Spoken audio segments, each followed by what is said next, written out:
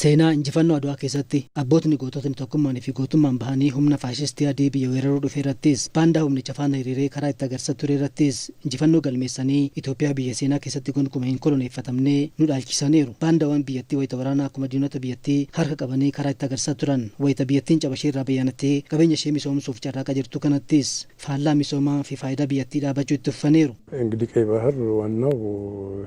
የዓለም የንግድ እንቅስቃሴ ካሉበት ቀጠናዎች አንዱ ነው።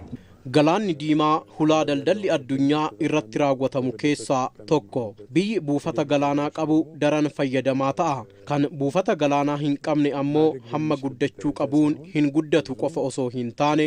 rakkoolee garagaraafis saaxilamaadha. Akkasiin Itoophiyaa guddinni ishee akka quucaru kan godhan. በአድዋ ጊዜ ጀምሮ እስከ ዛሬ የኢትዮጵያ ብሔራዊ ጥቅም የሚጎዱ ጉዳዮች ሲነሱ ብዙ ኢትዮጵያ ዜጋ ሆኖ ኢትዮጵያውያን ሆኖ ከተቃራኒ ጎን ቆሞ ጊዜያዊ ጥቅም ግለሰባዊ ፍላጎትን ለማሟላት ኢትዮጵያ ወቅቷታል። ወራና አድዋራ የገሌ ሃንጋራቲ ባንዳወን ቢየቲ ፌዲ ዱንፋፍ ጀቻ ዲኖተ ቢየቲ ፋን ሂሪረኒሩ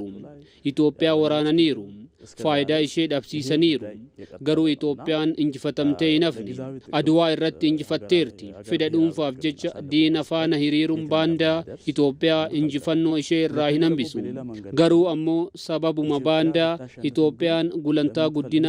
አመረቲ ኢረገው ቀብዱራስ አከ ሂንጌኘ ታቴርቲ ኢትዮጵያን ለጋባያ ደበለቲ ቀበኛሌ ሙማሻ ከን ሚሶምሲኔ ገላና ዲማ ራስ አከ ፈጋቱ ሽረ ዲኖኒ ታሰኒ ከሰቲ ገሄም ባንዳወኒ ኦላና ተውን ይብሰሜራ አባይ ጉዳይ ካየን ኢትዮጵያ ይህንን ጉዳይ እንዳታነሳ ሁለተኛ ደግሞ ሌሎችንም የተፋሰሱ ሀገራት እንዳታስተባበር አባያ ዮ ኢላለ ኢትዮጵያን ጎንኩማ ዋኤ ሚሶማ ለግቻ አካ ሂንዱበነ ቢዮታ ያ አለግቻስ አካ ሂን ከካስኔዳ ሶዳን ኢሳኒ ቢሻንቻ ቆፋ ፈየደሙ ዋን በርባደኒፍ ቢሻን ዲቤንታ ጉዳ ከን ጉማችቱ አሞ ኢትዮጵያ ዋን ታቴፍ ቢዮታ ያ አለግቻ ካወኒስ ፋላ ኬኛን ሶቾሱ ደንዴሲ ሶዳ ጀዱዳ ከን ቀበን ኢትዮጵያ ያባህን ውሃ በሚገባው እንዳትጠቀም ውሃው ከኢትዮጵያ ተነስቶ